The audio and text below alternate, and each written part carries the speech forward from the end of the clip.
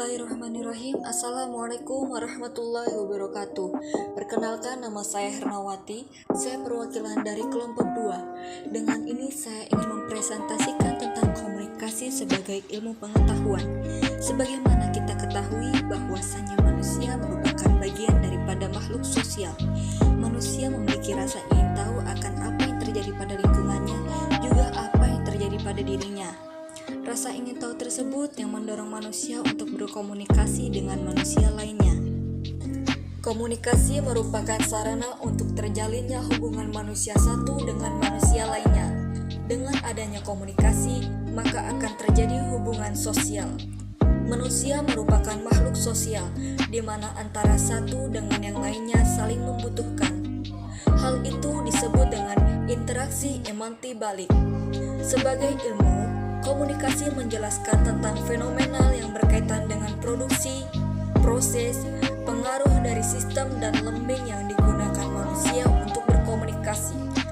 Komunikasi merupakan kumpulan pengetahuan berdasarkan fakta baik dari hasil riset yang disusun secara sistematis menurut kaidah maupun metode ilmiah. Yang pertama, pengertian komunikasi. Komunikasi secara umum adalah proses pengiriman dan penerimaan pesan atau informasi antara dua individu atau lebih dengan efektif, sehingga dapat dipahami dengan mudah. Istilah komunikasi dalam bahasa Inggris disebut dengan communication, yang berasal dari kata communication atau komunis, yang memiliki arti sama atau memiliki makna pengertian bersama.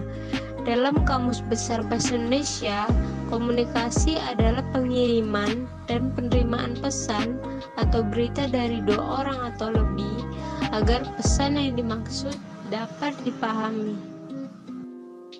Sebuah definisi yang dibuat oleh kelompok sarjana komunikasi yang mengkhususkan daripada studi komunikasi antar manusia, human communication, bahwa komunikasi adalah suatu transaksi proses simbolik yang menghendaki orang-orang mengatur lingkungan dengan membangun antar hubungan antara sesama manusia melalui pertukaran informasi untuk meningkatkan sikap dan tingkah laku orang lain serta berusaha mengubah tingkah laku itu. Definisi ilmu pengetahuan menurut Pojawijatna 1983, ilmu tidak terlalu menghiraukan kegunaan, hanya hendak tahu semata. Kalau pengetahuan yang disebut ilmu menghasilkan manfaat, kegunaan yang positif, tapi tujuan pertamanya ialah tahu yang mendalam. Ilmu juga memiliki sikap negatif. Untuk mencegah penggunaan negatif dari ilmu, etika bagaimana ilmu digunakan menjadi sangat penting. Suatu pengetahuan agar layak disebut ilmu memiliki beberapa syarat, yaitu yang pertama, objektif. Ilmu harus memiliki objek kajian yang terdiri dari satu golongan masalah yang sama sifat hakikatnya, tampak dari luar maupun dari dalam. Objek dapat bersifat ada atau mungkin ada karena masih harus diuji keberadaannya dalam mengkaji objek. Yang dicari adalah kebenaran, yakni persesuaian tahu dengan objek, dan karenanya disebut kebenaran objektif, bukan subjektif berdasarkan subjek peneliti atau subjek penunjang penelitian. Yang kedua adalah metodis. Dalam upaya mencapai kebenaran selalu terdapat kemungkinan penyimpangan yang harus diminimalisasi. Konsekuensinya harus terdapat cara tertentu untuk menjamin kepastian kebenaran. Cara ini disebut metodos, yang berasal dari bahasa Yunani yaitu hodos yang berarti cara atau jalan. Dalam bahasa umum, metodis yakni metode tertentu yang disebut metode ilmiah. Maka pengetahuan yang didapat secara metodis merupakan syarat ilmu yang kedua. Dan yang ketiga adalah sistematis, mencoba mengetahui dan menjelaskan suatu objek.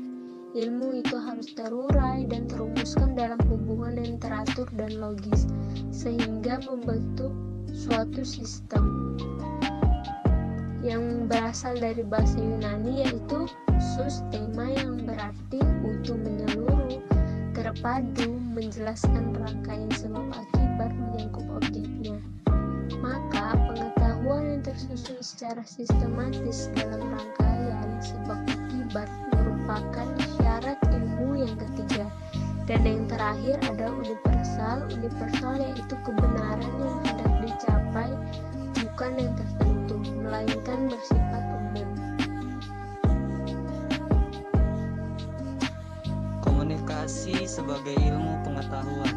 1. Perkembangan ilmu komunikasi. Menurut Ruben and Stewart, perkembangan tersebut adalah sebagai berikut. A. Studi komunikasi awal. B.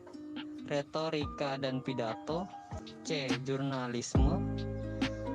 D. Tahun 1900-an sampai 1930-an perkembangan pidato dan jurnalisme. E. Tahun 1940 sampai dan 1950 pertumbuhan interdisiplin. Tahun 1960-an integrasi, tahun 1970-an dan awal 1980-an pertumbuhan dan spesialisasi. Akhir tahun 1980-an dan 1990 abad informasi, psikologi kognitif, kajian kritis dan budaya, ekonomi, ilmu komputer dan rekaya elektrik, ilmu informasi, jurnalisme, sastra, pemasaran, dan filsafat. Yang kedua, tradisi-tradisi dalam ilmu komunikasi. A. Tradisi sosiopsikologi. B. Tradisi cybernetik. C. Tradisi retorika. D. Tradisi semiotik. E. Tradisi sosiokultural. F. Tradisi kritis. G. Tradisi fenomenologi. Kesimpulan dari penjelasan teman-teman di atas adalah komunikasi secara umum adalah proses pengiriman dan penerimaan pesan atau informasi antara dua individu atau lebih dengan efektif sehingga dapat dipahami dengan mudah. Menurut Oejo Wijatna 1983, ilmu tidak terlalu menghiraukan kegunaan, hanya hendak tahu semata. Kalau pengetahuan yang disebut ilmu menghasilkan manfaat, kegunaannya yang positif. Tapi tujuan pertamanya ialah tahu yang mendalam. Ilmu juga memiliki sifat negatif. Untuk mencegah pengetahuan negatif dari ilmu, etika bagaimana ilmu itu digunakan menjadi penting. Perkembangan ilmu komunikasi